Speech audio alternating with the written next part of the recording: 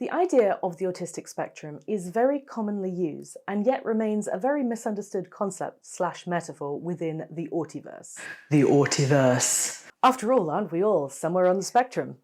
This term, on the spectrum, is a very polite term and has a waft of mildness about it. If someone says their child is on the spectrum, you just know they aren't talking about that real dirty autism. They use on the spectrum as kind of a buffer to smooth out the edges. Avoid stigma, maybe. And quite rightly, there is a lot of stigma around autism. But I think it's confusing because people don't really understand what on the spectrum means. So someone might say, oh, I'm on the mild end of the spectrum because I can drive, live alone, talk, dress myself. So let's clarify what it actually means.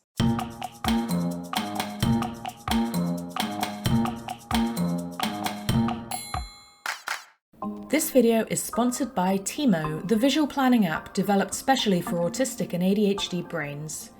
Timo helps you manage your day, set routines, keep track of the time spent on tasks, and remember things, freeing up space in your day to concentrate on the bigger stuff. With a unique focus on visual processing, Timo is completely customizable and can be shared with up to 5 family members on one account. If you want to learn more, please check out the link in the description box below. Autism has gone through a lot of changes since it was first identified in the early 20th century, thought to be a form of schizophrenia. The term autism was coined by a Swiss psychologist called Eugen Bleuler. I had a lot of fun trying not to say Jürgen Bleuler.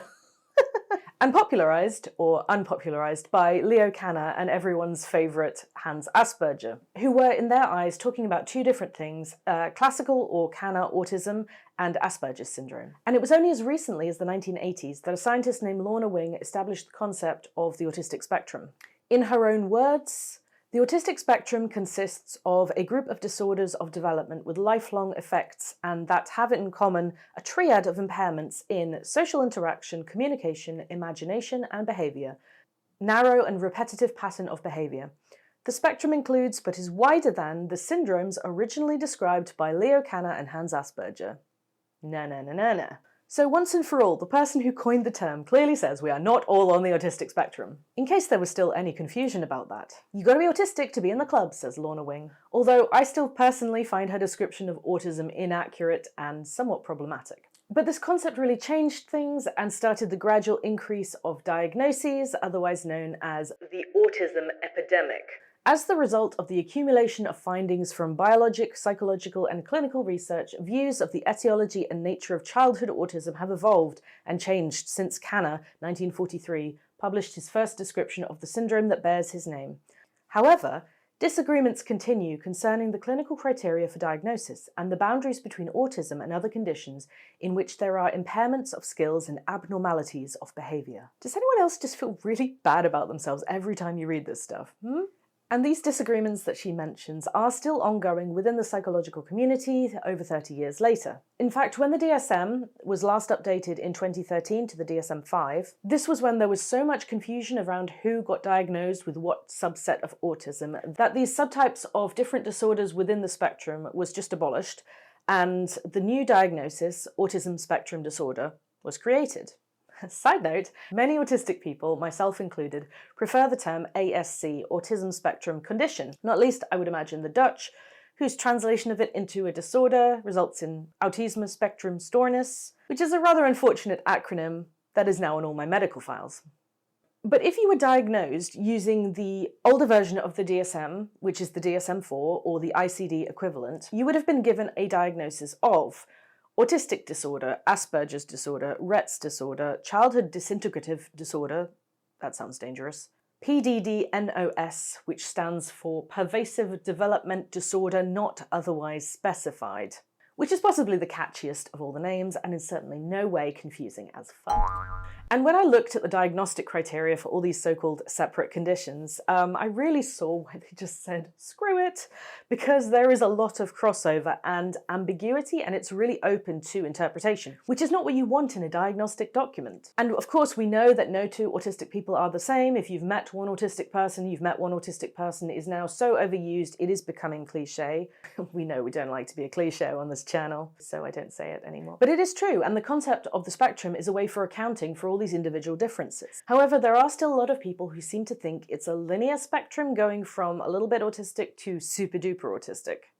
First of all, that's not a spectrum, that's a gradient, isn't it? So let's just take the visible light spectrum, otherwise known as colour. So you might go from a shorter wavelength to a longer wavelength, but that doesn't make red more colourful or more high functioning than blue. In the same way, there is no more autistic.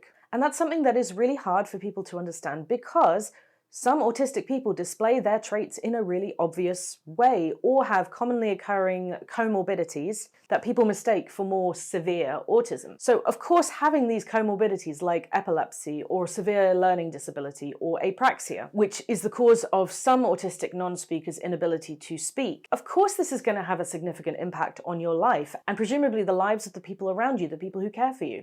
And I'm not trying to erase the lived experiences of people who need, for example, substantial care, are more disabled by their condition or by society's inaccessibility to the way that their autism presents. So you can really understand where people get this idea of severe versus mild autism. But people have this idea that some traits are worse to have than others, or are more severe because they more obviously impact your ability to live independently or work.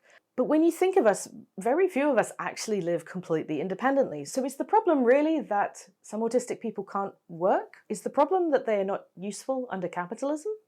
This is what makes their autism severe? Hands up those who've been personally radicalized by bread tubes since the start of the pandemic. But I want to step away for a moment from the professionals and their bickering about labels and diagnostic criteria, and instead try to explain the experiential viewpoint of the autistic spectrum, as in, from someone who is autistic, what does it feel like? And talking to other autistic people, how do we perceive the spectrum? Because actually we are kind of the authority in our own lives, and some of us have a lot to say about it. So let's imagine the spectrum as this hypothetical colour wheel. And every autistic person has a different colour, or rather different colour combinations, but they're all validly colourful, right? And some combinations affect our lives in different ways, and in ways that make it easier or harder to live in society. For example, someone who is able to mask very well may find it easier to kind of, on the surface, fit into conventional society at the detriment to their own mental health. And in this metaphor, society is grayscale, I guess. So someone who has their traits in kind of like the blues, might blend in with the greys more than someone who is bright red and really is obviously not grey. And if you're blue, people might think, you're just a funny shade of grey. Why do you feel the need to label yourself as colourful? Let's make it more concrete by looking at two actual autistic traits. Take, for example, stimming, and someone who stims in a really obvious way.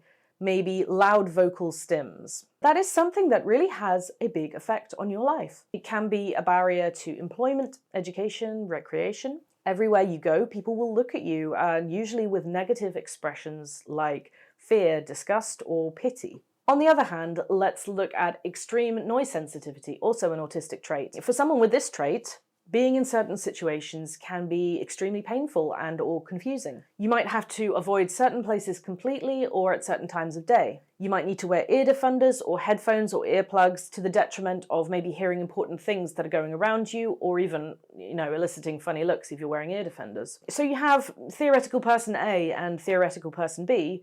Of course, being theoretical, some people will have both of these traits. But neither one is more autistic, neither trait is more autistic. They both have different challenges which need different solutions and different accommodations within work and school. They both occupy their own space on the spectrum. And obviously autistic people don't just have a single trait each, we all have so many different traits in so many different categories. These unique combinations of different traits can also become more or less pronounced depending on a variety of factors, including stress. So using myself as an example, I am 5 months postpartum at the time of filming, and during these 5 months, my noise sensitivity and general sensory overload has become very bad because I have so much noise and sensory input on a daily basis. And because of this, it doesn't take much to send me over the top. I've had more meltdowns since giving birth. And normally speaking, I don't have a lot of meltdowns. But this doesn't mean that I'm more autistic than before I had kids. Yes, kids. I had a second one. It just means that I have more stress on my personal pressure points. And so a lot of things that we think are autistic traits are actually reactions to pressure points. And all our pressure points will be different and result in different outcomes and behaviours. Noise, light, change in routine, a global pandemic. We all have different strengths, weaknesses, and sensitivities. So it's just impossible to compare us, and there's no reason to, other than people really like to tell you how much you must not be suffering compared to this other person. Often a theoretical person, or someone who is like the nephew of someone they know. I don't know why, it's always a nephew. And this isn't to say that I think there is no value in categorization. I'm autistic, I love categorization. But rather than attempting to create separate diagnoses, it seems more valuable to me to try to determine different neurodivergent archetypes. For example, the autistic ADHD combo, which you are most likely watching right now. That's me. Although I don't have an official ADHD diagnosis yet, how many emails from viewers do I need to get saying, I think you're probably ADHD, before it's official? I mean, really. But it's funny because the autism ADHD combo, which I'm getting pretty good at identifying in other people now, this combination separates me out from a lot of just autistic people. And take, for example, those who really don't like change in routine and it really, really stresses them out.